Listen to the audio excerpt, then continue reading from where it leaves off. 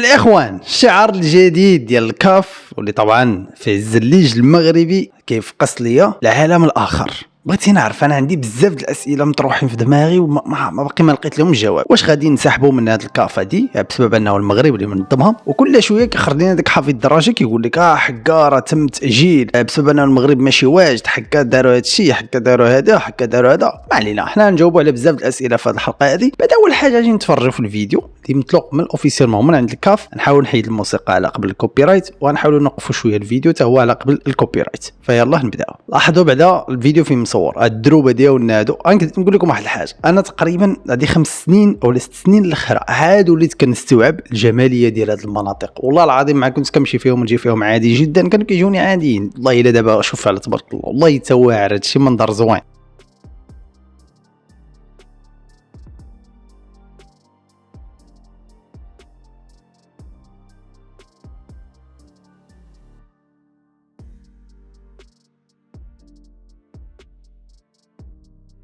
انت شوف معايا الفنانه ديالنا، حرفيين وفنانه، وعطيهم كاع الاسماء اللي بغا. الزليج المغربي راه واحد الحاجه كترمز لينا حنايا، ودخلنا في صراع كبير مع الدوله الحضيره اللي حدانا، مرضنا معاهم في هذه القضيه هذه. كاين بزاف اللي غادي يقول لك واه خليتو كاع براءه الاختراع وخليتو هادي وجالسين كدابزوا على الزليج. واش دابا انت اللي جاي يقول لك راه هادي غتخليها ليه وتسمح فيها؟ راه هذه الثقافه ديالنا اللي راه في عمرها اكثر من 13 قرن من براءه اختراع ولا شي حاجه. خصنا حنا بعد اول حاجه نحافظوا على ما هو ديالنا، ما هو موروث ديالنا، عاد ندوزو لحاجه واحده اخرى.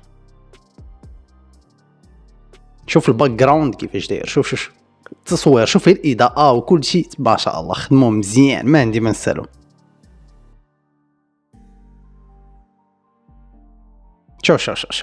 شوف والله لا اول مره غادي نتفرج لي شهر اول مره غادي نشوفه صراحه. شوف عندك لما اظن هذاك الزليج الفاسي كاين بزاف د الانواع، مي كنظن هذاك الثاني، هذا كنظن هو الفاسي. صحوا لي لتحت في لي كومونتير.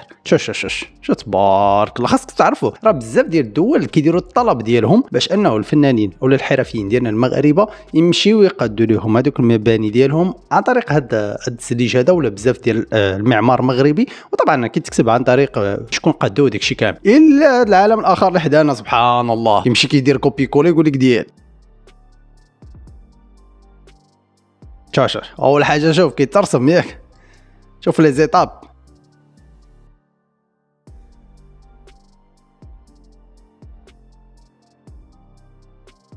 عاد كيبدا ديك النحت ديالو. شوف ولا هادشي زوين بلان. كنظن هذا صافي، يعني جابوا اللوغو، يعني قادوا اللوغو في وسط الفيديو.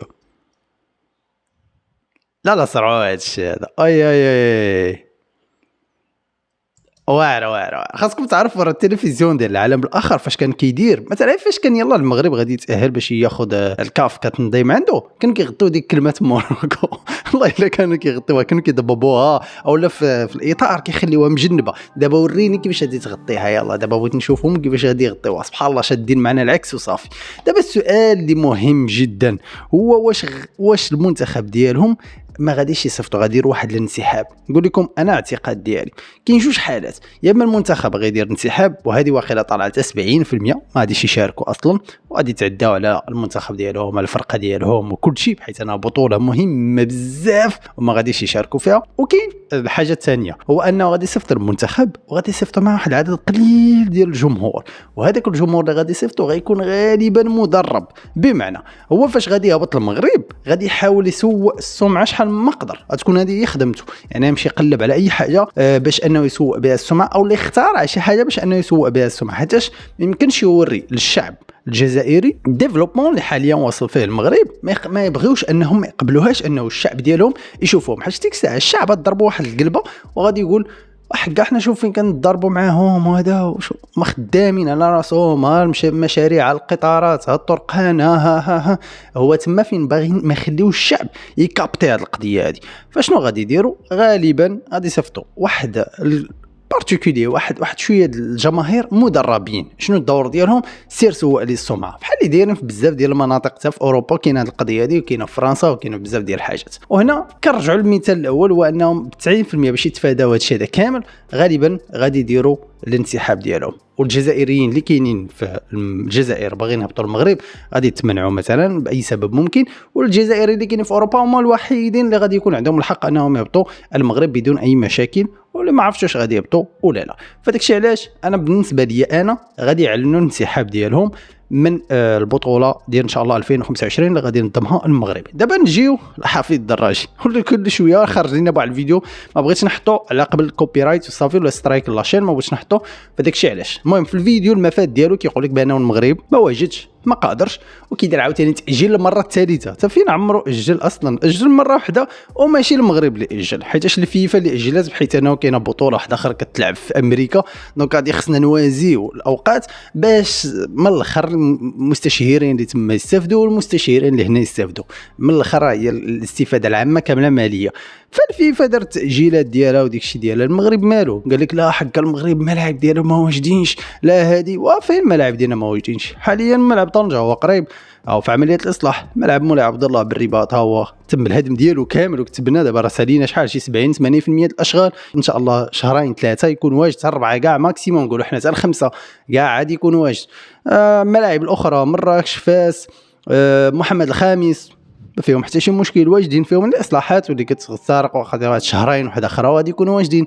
يعني ما عندناش حنا مشكل بنيه تحتيه على قبل كاس افريقيا 2025 على قبل كاس العالم.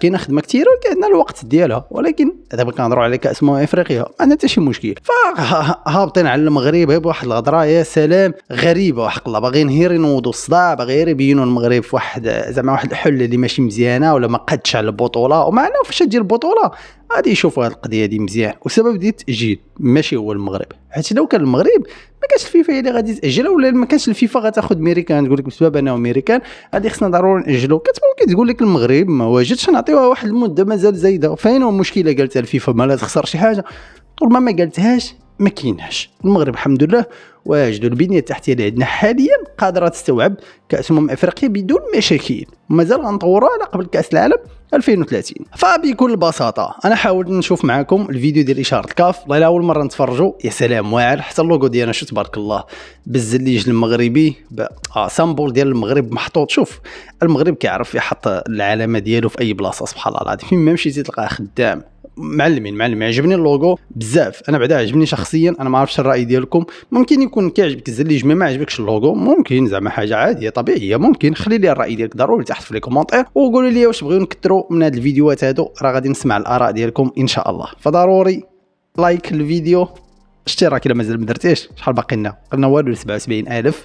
فالا مازال ما درتيش اشتراك هبط وخلي الاشتراك ديالك، ونتلاقاو ان شاء الله فيديو جاي. سلامه.